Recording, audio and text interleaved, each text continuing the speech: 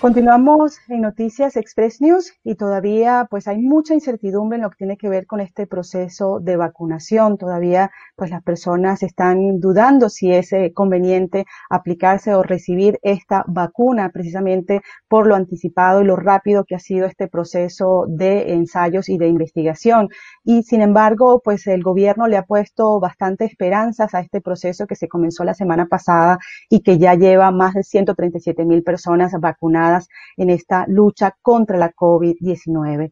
Sin embargo, para conocer un poco más sobre este proceso, sobre las implicaciones que podría tener y los beneficios que podría estar garantizando en esta lucha contra la COVID-19, hemos querido conversar con el doctor Alejandro Arenas Pinto. Él es profesor, él es investigador clínico del Instituto de Medicina Global de University College London y está con nosotros en este momento. Agradecemos que haya decidido compartir algunos minutos con nosotros para hablar sobre el proceso de vacunación. Muy buenas tardes, doctor. Buenas tardes, un placer estar aquí.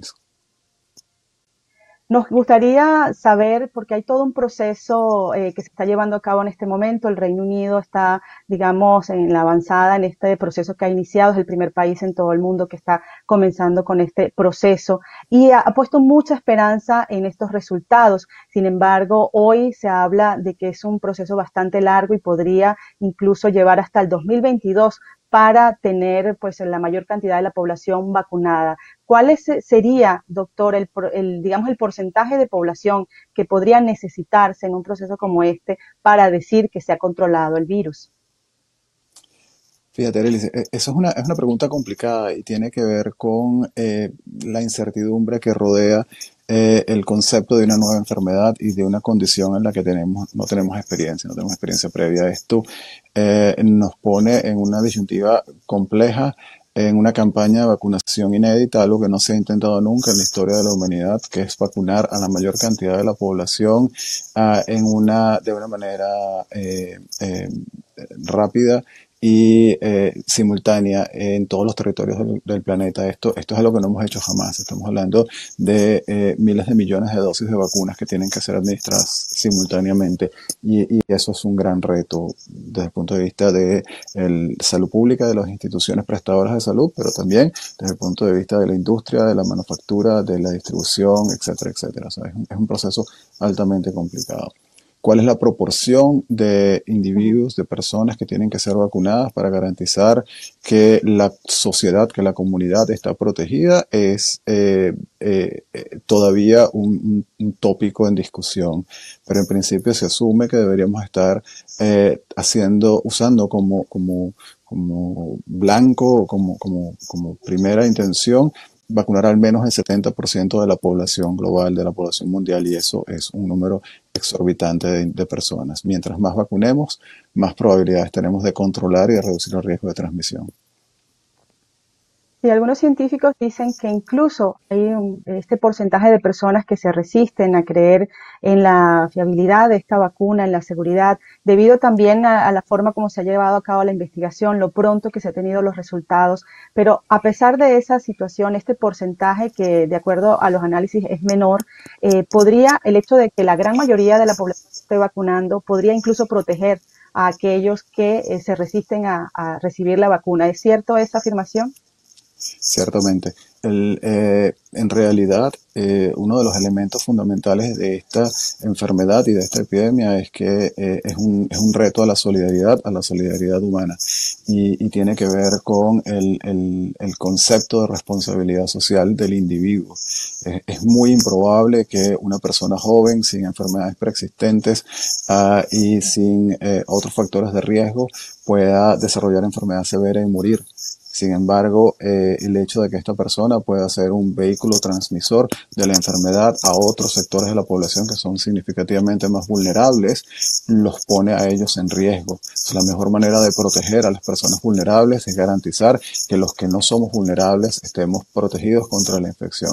El otro elemento que es importante es que no todo el mundo va a poder ser vacunado. Hay individuos, hay personas que por diferentes condiciones no van a poder recibir la vacunación, más allá de aquellos que pueden objetarla por razones diferentes, pero hay individuos que no van a poder ser vacunados por diferentes razones médicas y esos individuos también requieren, concepto de derecho humano la intervención que todos los demás podamos hacer para reducir el riesgo de que ellos enfermen y potencialmente mueran por esta enfermedad. Doctor, la responsabilidad que tienen los científicos en este momento es trascendental, no solamente por las recomendaciones que deben dar a la población y a los gobiernos para que puedan implementarse restricciones, sino también por esos adelantos a tiempo récord en las investigaciones para detectar y descubrir esa vacuna que va, digamos, a salvar el mundo. Ya hay algunos proyectos finalizándose, ya está, por ejemplo, la vacuna de Pfizer-BioNTech comenzándose a aplicar en el Reino Unido y también en Estados Unidos. Ahora, ¿por qué existe toda esta campaña de noticias, de informaciones que van en contra de la vacunación? ¿Son ciertas? ¿Algunas tienen, digamos, alguna base o son simplemente producto de la incertidumbre que se ha generado por la misma situación? Fíjate, yo creo que aquí hay tres elementos que son importantes de ser mencionados y yo en realidad me cuesta encontrar palabras para decirlo de la manera más categórica posible y que quede claro de la manera más diáfana que se pueda, ¿no? La primera es que las vacunas han sido un elemento fundamental en el cambio fundamental que la medicina contemporánea ha producido para generar una calidad de vida y un incremento en la expectativa de vida de la manera que se ha evolucionado en las últimas décadas. Yo le preguntaría a las personas que se oponen al concepto de la vacuna en sí misma si ellos alguna vez han conocido a alguien que tiene que vivir con las secuelas de la poliomielitis, por ejemplo. ¿Cuánto hubiera dado a la persona que tiene una parálisis flácida de por vida de haber tenido acceso a una vacuna que simplemente con unas gotas bajo la lengua hubiera proveído de una calidad de vida muy diferente? ¿Hace cuántos años no vemos casos de poliomielitis, de enfermedad tan discapacitante como esta en nuestra región, en Latinoamérica, en el mundo entero? Eso se ha logrado solamente por la vacuna. Pregúntenle a sus abuelos, los que tienen la dicha de tener abuelos, si ellos recuerdan alguna vez lo que fue un caso de viruela, por ejemplo. Eso no existe, esa enfermedad se erradicó y se erradicó por las vacunas. Las vacunas no matan gente, las vacunas salvan vidas. Pero en toda intervención biológica, en toda intervención farmacológica pueden haber complicaciones y ciertamente las hay. Las hay tomando aspirina, las hay tomando paracetamol, las hay tomando cualquier intervención farmacológica que tú puedas pensar. La pregunta es, en la visión amplia, en la visión global, ¿cuántas vidas se han salvado por el uso de antibióticos o de vacunas o de otros medicamentos? El hecho de que haya algunas personas que tengan la mala suerte de haber desarrollado complicaciones severas no quita, no preclude el beneficio significativo que las vacunas y otras intervenciones han traído. Ese es el primero de los elementos. El segundo de los elementos que me gustaría mencionar es que es cierto que estas vacunas se han desarrollado en tiempos récords y esas vacunas que se han desarrollado en tiempos récords han sido realizadas siguiendo estrictos protocolos y ninguna de ellas ha sido aprobada sin tener la data suficiente para soportar el concepto de seguridad y eficacia. La gran diferencia ha sido el tiempo en el que se ha logrado desarrollar esta tecnología y esto ha tenido dos razones fundamentales. La primera es que ninguna de estas vacunas ha sido improvisada. Todas estas vacunas han sido modelos de vacunas que se han venido desarrollando por muchos años. Simplemente se adaptaron las plataformas a un nuevo patógeno. Por ejemplo, la vacuna que se desarrolló en la Universidad de Oxford, la vacuna de Chaddox, que ahora desarrolla AstraZeneca, está siendo producida por el Yarm Institute, que tiene 40 años desarrollando vacunas. Este modelo de vacuna no se inventó en enero. Este modelo de vacuna se viene desarrollando por los últimos 10 años. De manera que no es cierto que se están cortando las córneas, no es cierto que estamos abreviando pasos. Simplemente se está poniendo muchos más recursos financieros y humanos para el desarrollo de una vacuna que es urgentemente necesitada en la población general. Y el último elemento que yo quiero decir y destacar acá es que la razón por la cual estas vacunas han sido capaces de moverse en la escala de desarrollo de ensayos clínicos desde la fase inicial hasta la fase 3 y final, hasta la aprobación de la vacuna de AstraZeneca, perdón, de la vacuna de Pfizer y probablemente la vacuna de Moderna, que ha sido ya aprobada en los Estados Unidos y debe ser aprobada en Europa y en el Reino Unido muy pronto, y las que vienen después ha sido porque ha habido centenares de miles de voluntarios que se han ofrecido a participar en estas vacunas. De manera que no solamente la comunidad científica, también le debemos una enorme gratitud a los voluntarios que han decidido optar a ser partícipes de estos proyectos, de estos ensayos de investigación, que son los que han logrado desarrollar estas vacunas y la evidencia que necesitamos para decir si son efectivas, si son eficientes y si son seguras. Antes mencionaba que no solamente están las personas que se niegan a ser vacunadas, sino también las personas que por complicaciones de salud no pueden recibir las vacunas. Nos pregunta una de nuestra participación en la audiencia, ¿cuáles serían esas complicaciones que evitarían recibir la vacuna? Fíjate, hay diferentes tipos de vacunas. En este momento hay más de 50 modelos de vacunas distintos que están en desarrollo de acuerdo a la Organización Mundial de la Salud. De esas hay algunas que están ya en fases finales de desarrollo. Y diferentes tipos de vacunas pueden requerir ciertas condiciones especiales y hay algunas personas que pueden no ser elegibles. Pero para ponerte un ejemplo sencillo, durante los primeros días de vacunación con la vacuna de Pfizer, que es una vacuna de ARN, aquí en el Reino Unido hubo 2 casos de reacciones alérgicas importantes. Estas ocurrieron en individuos que ya tenían historias de anafilaxis o de reacciones alérgicas importantes previas. De hecho, los 2 individuos tenían EpiPen, inyectadoras de adrenalina consigo, lo cual sugiere que son personas que hacen reacciones anafilácticas con frecuencia o al menos con facilidad. Y el Departamento de Salud y la Agencia Regulatoria de Medicinas en el Reino Unido, el MHRA, solicitaron a las personas que tienen condiciones alérgicas severas, aquellas personas que han hecho reacciones alérgicas tipo anafilaxis y que son portadoras de EpiPen o de estas inyectadoras rápidas de adrenalina, abstenerse de colocarse esta vacuna por el riesgo de que puedan desarrollar enfermedades alérgicas o reacciones alérgicas importantes. Entonces hay un sector muy pequeño de la población, pero que ciertamente de momento sabemos que lo ideal sería que no se vacunaran con la vacuna de Pfizer. ¿Van a poder estas personas recibir vacunas con otro tipo de producto? Por ahora no lo sabemos, pero como ellos va a haber otros grupos que van a estar impedidos de recibir vacunación por diferentes razones. Doctor, ¿y las personas que ya se han contagiado, que han, digamos, superado el coronavirus, deben vacunarse o estarían libres de esta posibilidad? Fíjate, hay un elemento aquí que es importante. En primer lugar, no todas las personas que se consideran como convalecientes o como que han superado la enfermedad realmente tienen confirmación de tal enfermedad. Es decir, si tú recuerdas a principios de la pandemia, desde los meses de febrero hasta aproximadamente junio, el número de pruebas diagnósticas que se hacían en el país era muy bajo. Y durante ese periodo a nadie se le hizo pruebas de anticuerpos, de manera que todas las personas que tuvieron cuadros clínicos que sugieren COVID o que sugerían COVID en aquella oportunidad, fueron consideradas como tal, pero no hay ninguna evidencia certera de que hayan tenido COVID. Esa es la primera razón. El segundo elemento que es importante es que, lo hemos dicho muchas veces, no tenemos certeza de cuánto dura la inmunidad posinfección en los individuos que han sido naturalmente expuestos al virus.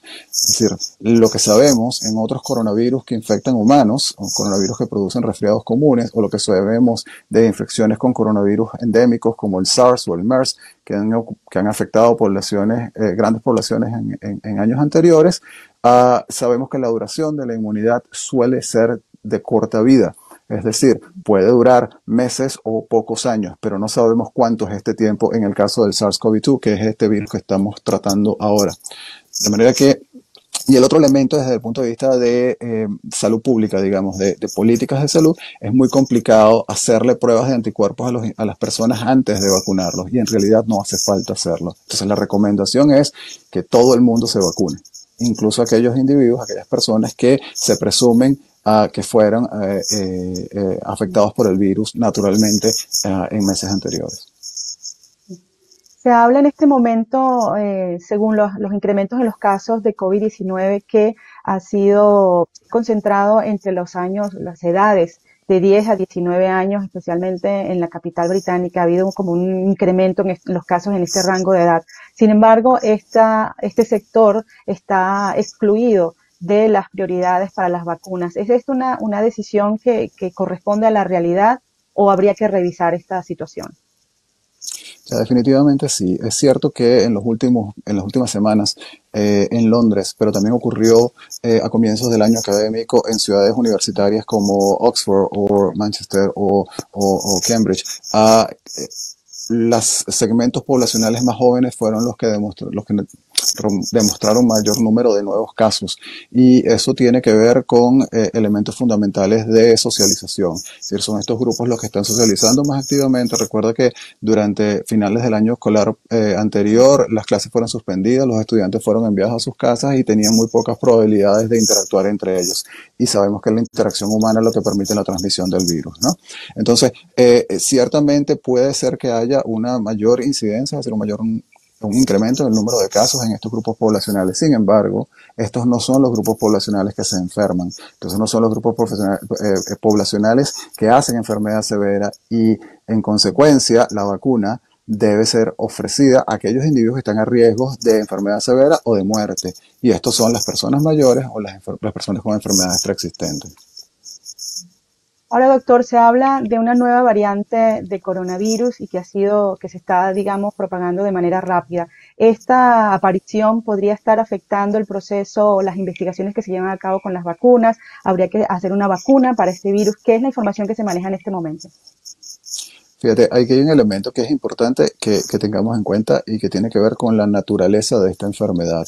Esto es una zoonosis, esto es una enfermedad causada por un virus que infecta naturalmente a otros hospederos animales, a otras especies animales, y que fue capaz de saltar de esa especie animal a otra especie animal. Sabemos que lo que sabíamos de esta enfermedad en enero de este año era que habían virus que podían, de esta misma especie de virus, pero con variantes diferentes, que podían afectar a los murciélagos, a los pangolines y a los humanos.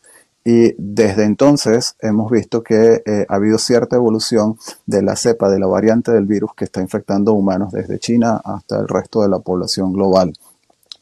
Esto es lo esperado, esto es lo habitual. Los virus cambian, los virus mutan, eso ocurre en todos los contextos.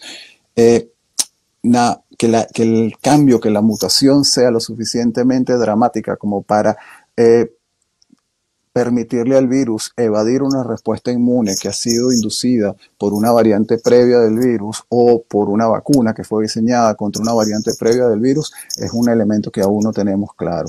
Desde hace ya muchos meses, nuestro grupo y otros grupos han venido trabajando en este concepto en particular. Hay vacunas que se están desarrollando que están combinando o están considerando combinar componentes de diferentes variantes de los virus para tratar de inducir una respuesta inmune que sea protectora contra diferentes variantes del virus. Lo que sí está claro en este momento es que la pandemia que estamos viviendo es causada por una variante del virus que es bastante similar a la que se identificó en China a principios de este año, y en consecuencia todas las vacunas que estamos en desarrollo, que tenemos en desarrollo, potencialmente son efectivas. ¿Qué va a pasar el próximo año? ¿Qué va a pasar en años subsecuentes? Es algo que no tenemos todavía claro. Lo que pareciera ser cierto es que vamos a estar en una situación parecida a lo que ocurre con la gripe, con la influenza, en la cual la vacunación periódica va a ser necesaria. Y para vacunaciones sucesivas, otras vacunas van a ser necesarias. Estas vacunas que estamos usando ahora probablemente no sean las adecuadas. Bueno, muchísimas gracias, doctor, por su participación en nuestro programa, por la información tan importante que ha estado compartiendo con nosotros. De verdad, le agradecemos muchísimo su tiempo.